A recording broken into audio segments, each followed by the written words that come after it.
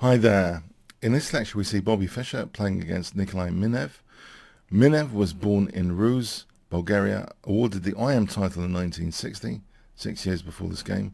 He was Bulgarian champion in 1953 after playoff, 1965 to the year before this game, and 1966, this year as well, he became Bulgarian champion after playoff. So e4 from Fischer, and we see e6, a French defense from Minev, d4, d5, knight c3, knight f6, bishop g5, d takes, knight takes e4, bishop e7, bishop takes f6, and actually black captures with the g-pawn. So this is the Bern variation. It's actually a variation I played quite a bit on Blitz. Quillen, an international master, once played it against me. I had trouble with white, and I adopted it with black with great success. So black has that dark square bishop, black has this g-file, but white's strategic breaks are kind of evident. For example, later playing for d5 to further break up the pawns. So how will Fischer play this with the white side? Well, he plays g3. This is kind of logical against black's g-file potential. Bishop d7, knight f3, bishop c6. We see queen e2, and now f5. Now this is an underminable target, this f5 pawn. Pawns don't go backwards. So it's interesting, will Fischer try and undermine it later with, say, g4 at some point? Bishop f6, c3, queen e7, bishop g2, knight d7, both sides castle, rook fe1, rook fe8. And we see now b4. And black is concerned about b5 and plays a6. It turns out here, rook ad8 might actually be a move, just allowing b5, for example, this situation. Then there's bishop takes f3. White does have a small edge here overall.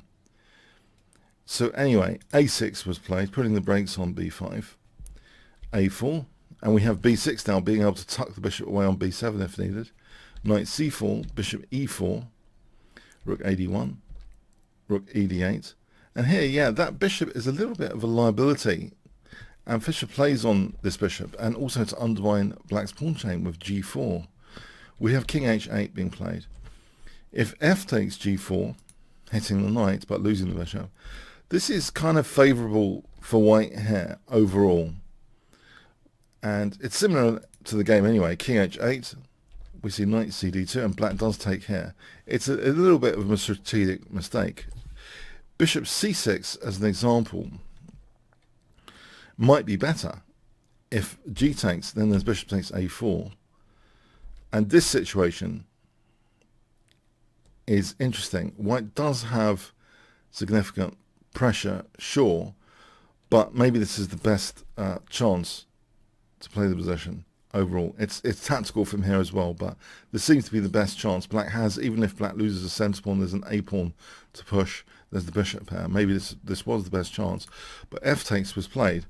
So black loses that bishop pair. So knight takes, g takes, bishop takes. We have rook g8 check, king h1, c6, and this makes things slightly worse again.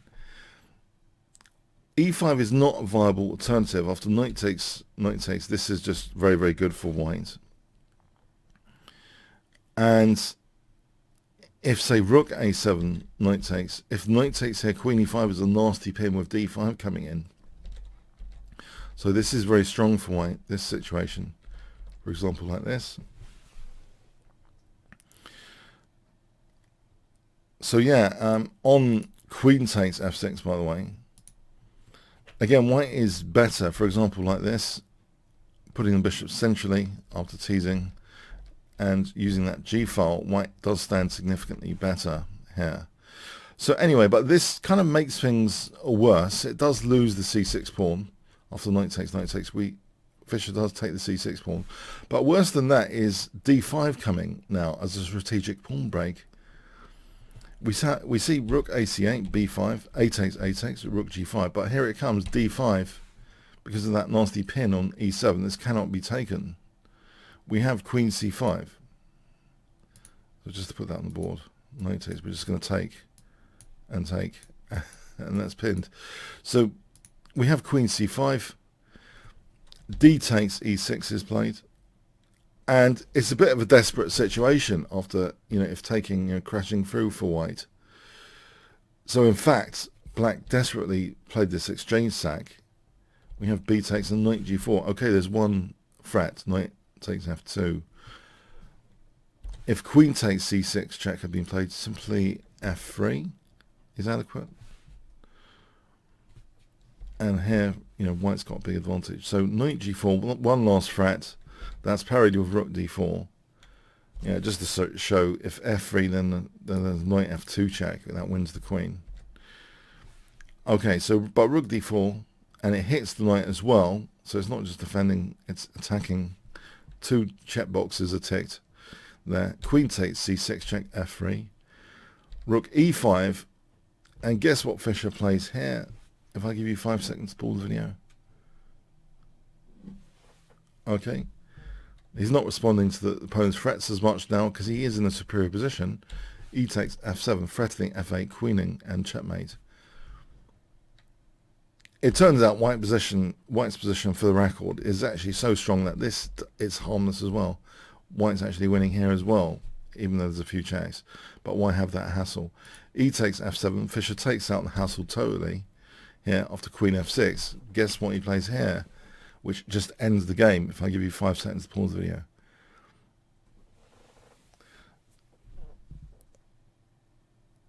Okay, Fischer crushes any hassle whatsoever with rook takes g4, threatening rook g8 checkmate, so there's no time to take the queen. So the game ended here. Yeah, what do we say about this? This is kind of interesting against the Bern variation. These variations, which Fischer seems to have never played against before, seems totally fluent of the upsides and downsides, and was neutralizing the g-file, playing for the strategic breaks, getting rid of black's bishop pair, and just tactically kind of reducing any hassle factors in the end in the consolidation effort. So a kind of really instructive game. And it's not a very good advert for the Bern variation, is it? But for me, personally, I wouldn't, as black, when I was playing the Bern variation, as a personal note, I was not keen to commit to f5 that quickly. And I was actually playing it with the Anderson style. Alf Anderson was playing it slightly differently with c6, b6, bishop b7, queen c7, castling queenside, to just try and use the g-file later. And so a very different way of playing it to this. This seems quite committal on the pawn structure, the way this was played with the early f5 here. Very committal. And so it makes, White's strategic breaks like g4 more pronounced and available. So anyway, overall an instructive game, showing how to play against that treatment of the Bern variation that black used in this game.